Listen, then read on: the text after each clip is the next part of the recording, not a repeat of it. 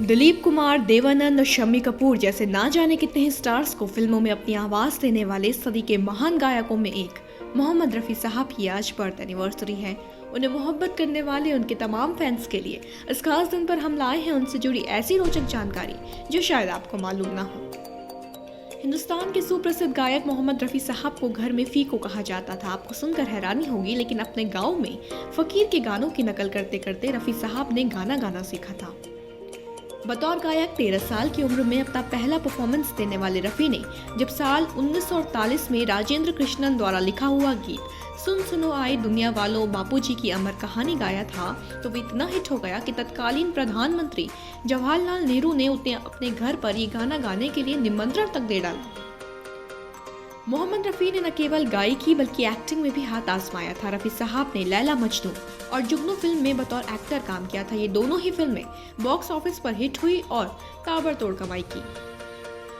क्या आप जानते हैं कि मोहम्मद रफ़ी ने ज्यादातर गाने संगीतकार लक्ष्मीकांत प्यारेलाल के लिए गाए? जी हाँ, कहा जाता है कि उन्होंने उनकी फिल्मों के लिए करीब 369 गाने गाए थे, जिसमें 186 गाने सोलो शामिल हैं। शायद ही लोगों को इस बात की जानकारी होगी कि मोहम्मद रफ़ी की 2 शादियां हुई थी। रफ़ी साहब की पहली शादी उनकी कज़न बशीरा बानो से उनके पैतृक गांव में हुई थी। ये शादी ज़्यादा दिन नहीं चली क्योंकि बशीरा ने रफ़ी के साथ भारत आने से मना कर दिया। बाद में मोहम्मद रफ़ी की दूसरी शादी बिल्किस बानो से हुई। सुरों के सदाबहार बादशाह का जादू ऐसा था कि एक अपराधी की अंतिम इच्छा पूछी गई तो उसने कहा कि वो मरने से पहले रफ़ी का बेजू बावरा फिल्म का गाना ए दुनिया के रखवाले सुनना चाहता है। अपराधी की ख्वाहिश पूरी करने के लिए टेप रिकॉर्डर लगाया गया और उसके लिए गाना बजाया गया।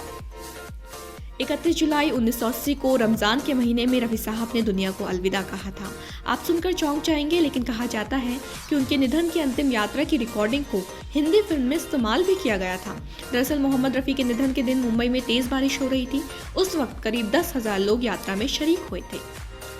उम्मीद है कि रफ़ी साहब के बारे में ये जानकारी आपको पसंद आई होगी। भारत की ऐसी ही हस्तियों के बारे में ऐसी ही रोचक जानकारी पाने के लिए बने रहें देवभूमि इनसाइडर के साथ।